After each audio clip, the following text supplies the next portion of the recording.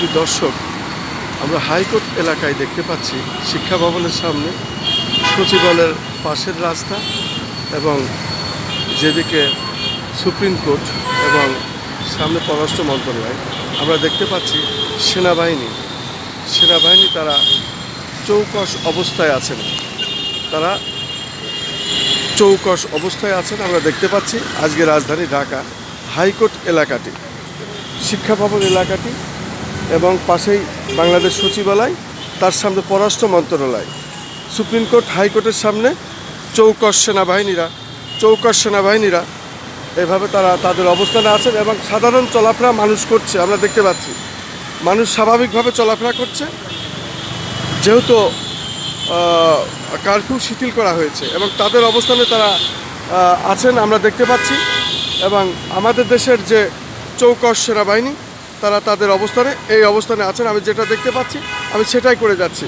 আমি supreme court এবং শিক্ষা ভবনের সামনের এলাকাটি আমি দেখে যাচ্ছি। আমি Khandakar Masuduzzaman, Tara news, BD, TNB, SS, JR TV, Telangana TV, কেজার টিভি এবং সেই সাথে আমাদের ইউটিউব চ্যানেলগুলির পক্ষ থেকে আমি আমার কাজগুলি করে যাচ্ছি।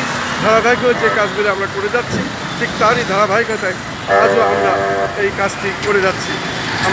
আমাদের দেশের সেনাবাহিনীরা বিশেষ করে জাতিসংঘে অত্যন্ত সুনাম অর্জন করেছেন এবং সেই সুনাম অর্জনের সাথেই তারা রাজধানী ঢাকায় আজকে আমরা দেখতে পাচ্ছি বেশ কিছুদিন হলো যেহেতু সেনা নেমেছে এবং তাদের চৌকস বাহিনী দিয়ে তারা রাজধানী ঢাকা সহ সারা বাংলাদেশ এইভাবেই তারা নিয়ন্ত্রণ করছেন এবং রাজধানী ঢাকার অবস্থান এখন স্বাভাবিক জীবনযাত্রায় ফিরে এসেছে। আমরা দেখতে পাচ্ছি সাধারণ মানুষ চলাফেরা করছে এবং প্রত্যেকটি গাড়ি এখন চলাফেরা করছে। আমরা দেখতে পাচ্ছি রাজধানী ঢাকার অবস্থা ক্রমেই স্বাভাবিক হয়ে এসেছে।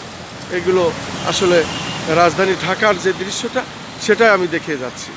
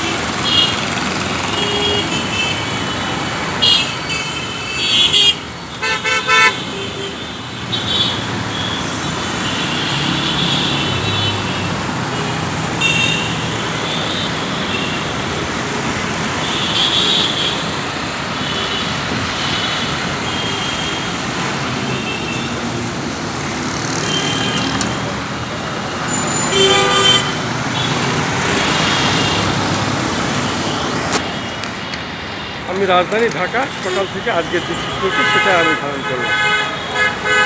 আমি সাংবাদিক খন্দকার মাসুদুজ্জামান, একজন ইউটিউবার, একজন ফেসবুকার, সেই সাথে একটি সাংবাদিক অ্যাসোসিয়েশনের আমি গ্লোবাল জার্নালিস্ট কাউন্সিলের বাংলাদেশের প্রতিষ্ঠাতা চেয়ারম্যান। পাশাপাশি আমরা আমাদের ধারাবাহিক কাজগুলি এইভাবেই করে যাচ্ছি।